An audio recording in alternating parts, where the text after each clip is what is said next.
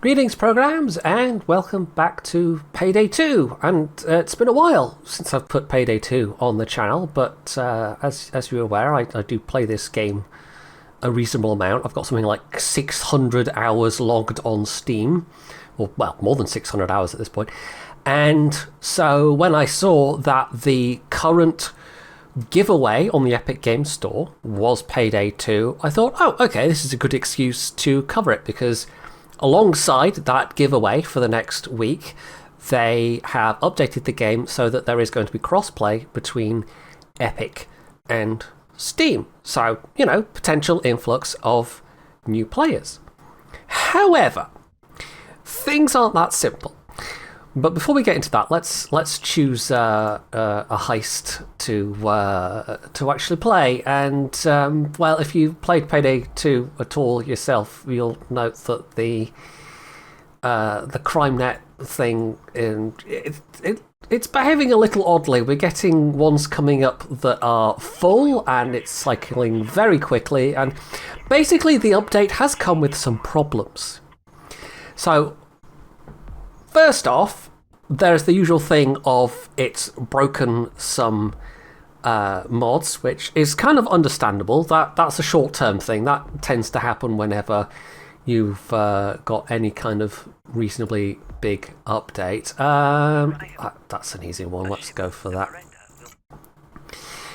But, of course, understandably, people not that happy about it, because, you know, their mods are broken, and I think they're just using it as an excuse to be a bit more irate about it than usual, because Epic is involved, and the Epic Game Store is not brilliant. Even after all this time, it's missing some fairly basic functionality compared to other storefronts like Steam and GOG, and even the ones that EA and Ubisoft have. So that's not fantastic, but it's fine. You know, the short-term bugs will presumably be patched out in relatively short order. But what's less fantastic is at the same time, or I think actually not necessarily at the same time, but in the very recent past, they basically have dropped support for the Linux version, and there's a lot of speculation that that's to do with the fact that let's have a sniper build for the Dockyard one. That's to do with the fact that they were going to introduce this cross-play using the Epic cross-play system. What is it called? EOS or something like that.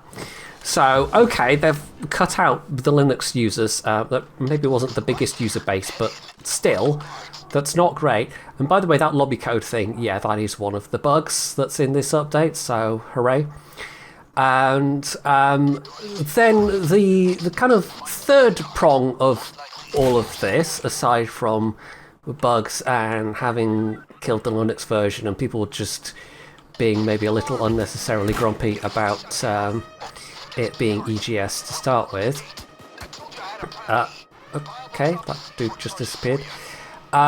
Is that, well, Payday 3 is coming out later this year, and there's been some data mining, or what do you call it, data mining? I don't know. Some people have been poking around in the Steam API and basically, can we turn this guy? I don't know.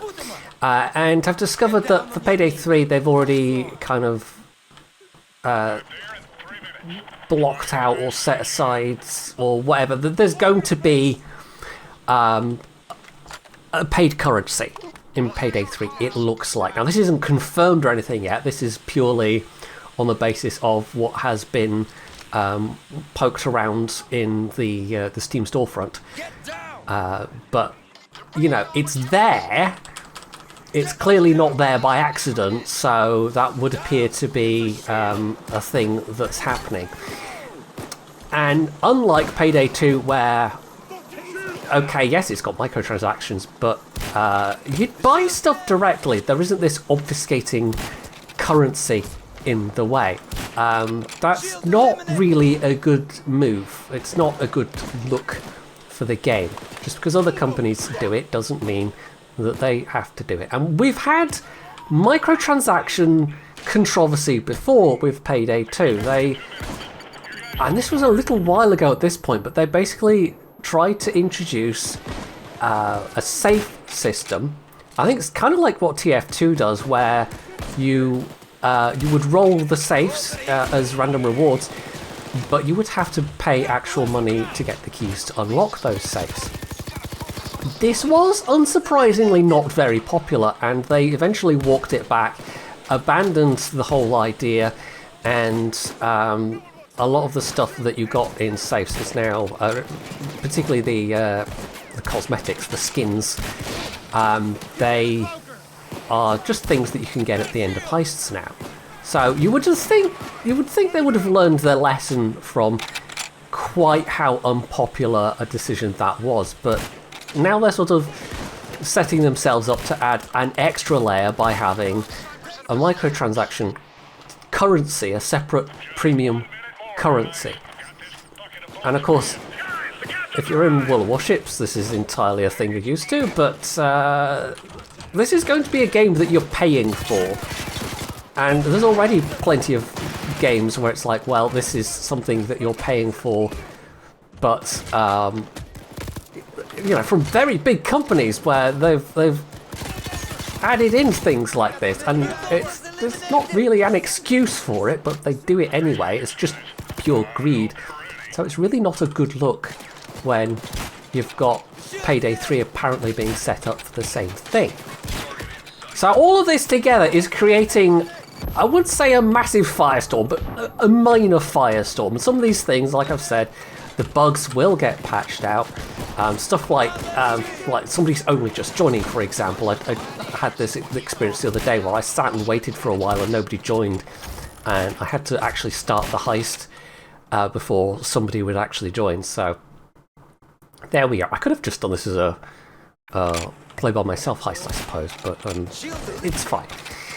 This is not a difficulty. Yeah, I know what I mean. It's not a complicated heist, especially. So yeah.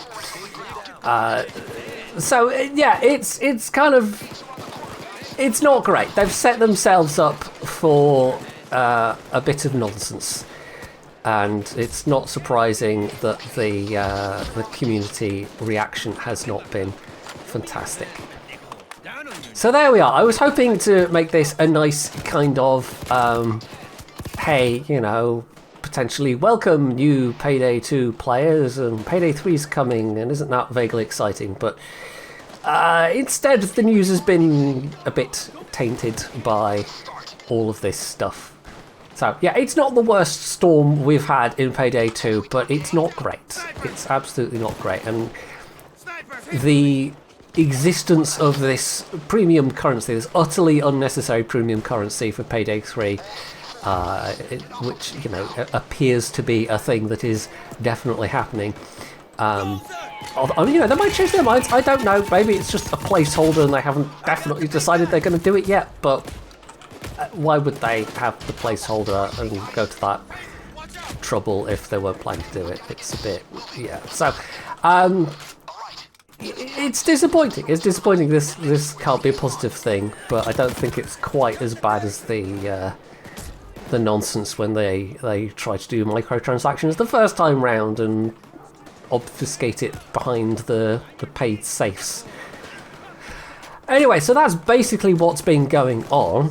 If you go on places like the Reddit, and I'm sure there's other forums as well, nobody's very happy. It's one of those things where it's the kind of news that everyone's gonna like knee-jerk pretty much. And yeah, there's some more nuanced reactions, but yeah. So it's not, I think, the launch that Overkill will have been hoping for. That, I mean, the one slight bright edge of the cloud is that we at least have confirmation that Payday 3 is not going to be exclusive to any one platform. They're going to have it on both Epic and Steam, and maybe other platforms as well. Who knows? So possibly this is why they're... I mean, it might just be that they're doing this update to test out how EOS works with the engine. Although I've got no idea what engine they're doing Payday 3 on, but to get some hands-on experience with that cross-play functionality. And Payday 2 is being the guinea pig, as it were. But yeah. So yeah, I was hoping this was going to be a bit more positive, and I could say things like, oh yes, it's nice with this game because only yes, there's a lot of DLC, and it's potentially a bit intimidating for newer players, but it's like a Paradox game where basically you don't have to have the DLC to play the DLC heists. It's only the person hosting that has to have, and that's exactly true for Paradox games as well, because you essentially get the benefit of whatever DLC the host has. So you might have, Crusader Kings 2, for instance, which is now free to play, by the way. I probably could have done a video on that at some point, but yeah, it is only the base game. But if you are playing multiplayer with somebody that has all the DLC, then that's absolutely fine. Although I do think that's a separate topic, but I do rather think that at this point, considering that CK3's been out for a little while now, there should just be an all-in-one package for CK2 that you can buy that has, if not all of the DLC, at least all of the gameplay DLC, and maybe like the cosmetic stuff and soundtracks are still separate. But yeah, but no, instead we're in the position of, well, the base game's free, but everything else you have to pay for. But oh, by the way, we have this subscription service that you can pay for. Yeah, I'm not necessarily a fan of that paradox, but like I said, that's a separate topic. So, it's not like people only having the base game for free, and it's not like it's like a tenner or something when it's not free, but free is always going to be enticing to people. Free is basically zero risk of trying something, as opposed to even a small amount. So that's fine. The fact that it's relatively cheap. Free is better than relatively cheap, as far as everybody who has any vague sense of something is concerned. I'm slightly vaguely flailing with my words now, but what's the point I'm trying to make? Basically that something. I don't know. I've lost whatever point I was trying to make. Sometimes I flail around and I remember what else I was trying to say, and other times I forget my thread halfway through. And I guess this is one of those times. It doesn't help that I'm running around shooting things like mad and trying to concentrate on two things at once. That's always the trick with doing stuff like this, is it is concentrating on two things at once, and it's not necessarily the easiest thing in the world, trying to pay attention in two different directions. So yeah, I would be interested to know if anyone below, I was for a long time myself a holdout on not bothering with Epic, and then I think there was some preview game that I needed. I think it was Surviving the Aftermath, and I needed Epic, and at that point I was like, okay, I'm in there now, and oh look, they're giving away all these free games. And yes, they've actually given away some very good free games, so I kind of can't complain. And like, I know people don't like Epic exclusives or exclusives on any one platform in particular, but when it comes down to it, Epic does give a better cut than Steam does, than Valve does. So you absolutely can't blame anyone for going on that. So, like the Epic Store, like I said, it's not brilliant, but for some of the games they give away, I think it's probably worth just having it installed, having an account. Even if you never ever buy anything on there yourself, which is obviously, the free games are there to get you through the door kind of thing. But especially around holidays, it's worth having it just sat there to get some very, very nice games. Like Control is one that they gave away. I think they've maybe done that more than once now at this point, but they gave that away last winter before. I can't remember now. But you know, game I'd had my eye on for a while, but I don't have the spare monies to just be spending a whole bunch of money on games that vaguely look interesting.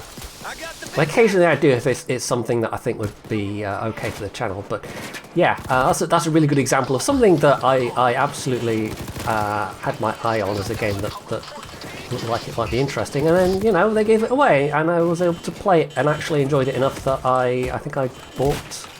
Is it that one that I bought the DLC for? I can't remember, because quite often they'll give away the base game and then maybe put a discount on the DLC. So I think that's what I did for Control. I've certainly done that for one or two other games. Oh, I need some health regen. Oh, this is only supposed to be very hard. And I am getting some health regen from having hostages, but yeah. Right, but this one does involve rather long just passages of time when you're holding out, basically, but I think the worst is behind us at this stage. So it's not, I mean, like these days there are a decent number of like co-op shooting games. This isn't by any means it's like the best that's out there, but it's one I've consistently enjoyed.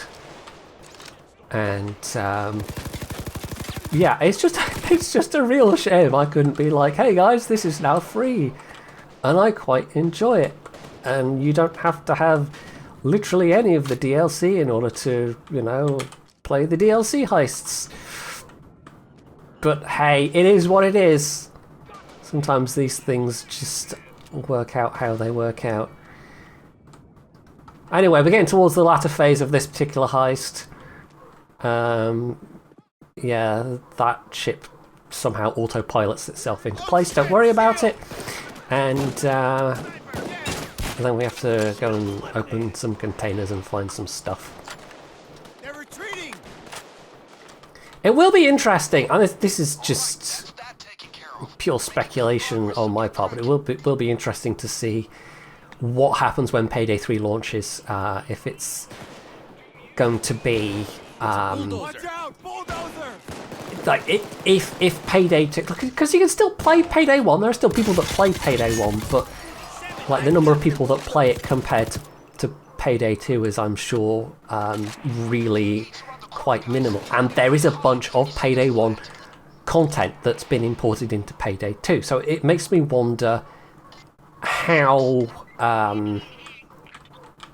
many people will jump ship, as it were, what the numbers will be like, because just because a newer version of something's come out doesn't necessarily mean it's going to be better or more popular or more played. You only have to look at the launch of Kerbal Space Program 2 to see a very recent example of where the newer version of the thing hasn't really taken over from the existing version. So maybe there will be an element of that. Maybe people will stick with Payday 2 in protest, or like it sort of depends what Payday 3 has to offer, and if what it has to offer involves microtransactions, that might be a very black mark against it. But we'll see. Maybe it will come out the gate with a bunch of new heists, a bunch of new mechanics, and it will also incorporate a bunch of existing Payday 2 content and Payday 1 content, because they have quite a lot to draw on at this stage of existing stuff. You know, that's obviously sometimes an issue with these kind of game franchises. I mean, to take another example, The Sims, where you'll have the pre-existing game and it's got years and years worth of content to it, and then, well, the next one comes out and it's got absolutely bugger all. And it, you know, even lacks core features of the previous titles. So we'll see. I guess we will absolutely see what happens with Payday 3 in that regard.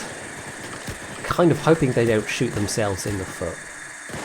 Like, they've not had an entirely spotless history, like even outside of the previous foray into safes and microtransactions that they tried. There was sort of various shenanigans with the company and the publisher parting ways, and then there was all kinds of things with like they got into financial difficulty at one point, and they made a lot of very potentially ill-advised, well, no, they were ill-advised investments into VR, and that's another thing I think they killed. You can play Payday 2 in VR, but I think they've killed support for that at this point. I don't think that's a thing that's being updated anymore. So yeah, it's not like the company has a flawless history, and people potentially. Oh, I didn't take the boat exit. There's a boat exit, and I just took the default thing, so now we have to go all the way to the bloody end. Okay. Got to go all the way back to the beginning, rather. That's on me. I will hold my hand up. That was entirely silly, and that was, yeah, us making work for ourselves. Right, so, give a bag to Houston. Houston, stand still. I want to give you a... No, Houston! Well, that was excellent. Right. Good thing it spit it back out. The ocean did not want it, and it spat it back out. Right, I'm trying to... There we go. Right, he's giving it to Houston. John Wick's got one. I don't know if 4 is the number that we need, but I guess we'll see. Yeah. Okay, that was an oversight. That was an oversight. It's fine, but now we just have to fight our way back through, and it's fine. And now we finally have someone else joining. Hello, Sniper. Yeah, the snipers will make this annoying. We kind of need to go as a group, really. Oh, and I'm down again. It's a good thing I've got... I've still got one more down before I need to use a med kit.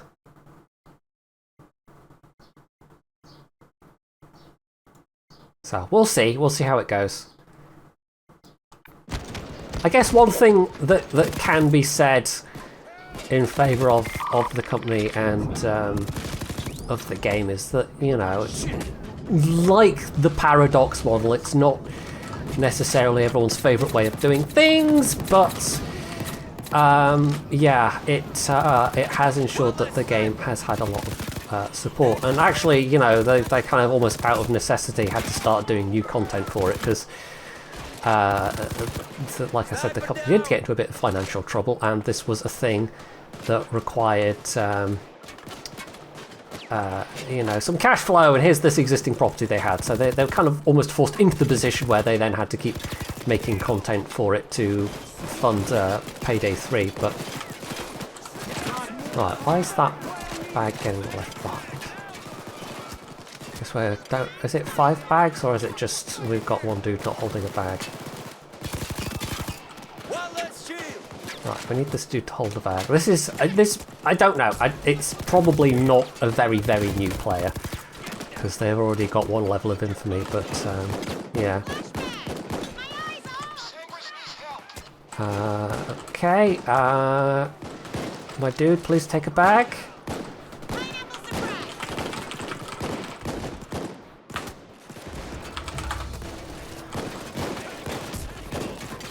Doesn't quite seem to have grasped the concept of picking up bags, which is a fairly core part of Payday 2, to be honest. Well, that's just rude. Okay then. Okay then. This is somebody that doesn't know how to carry bags. Right, that makes life mildly aggravating. Have a grenade. Alright, he's picked up a bag. Excellent. Okay, we're slowly getting there. But anyway, yes, like I was kind of intimating earlier, there are other good co-op shooty games out there that have actually also received equal levels of support. I mean, Deep Rock Galactic which is one I'm relatively new to, but you know, that has also been very well supported over its years. Another fun co-op game, very different theme, obviously, but yeah, and then there's things like Destiny 2 and various zombie-based ones, so it's not like Payday 3 is coming out into an empty market. It's gonna have to make a strong showing for itself, because Payday 2 has built up a following. It's built up a very solid player base, but at the same time, you kind of have to make sure you're not completely pissing off that player base. So, yeah, it's kind of like your move, Starbreeze. Not Starbreeze, Overkill. Or is it Starbreeze still involved somehow? I can't remember. It was always slightly confusing. Anyway, let's see what the rewards are. It's a colour. Okay, lavender purple. Although it doesn't seem very purple to me on my screen, but hey, what do I know?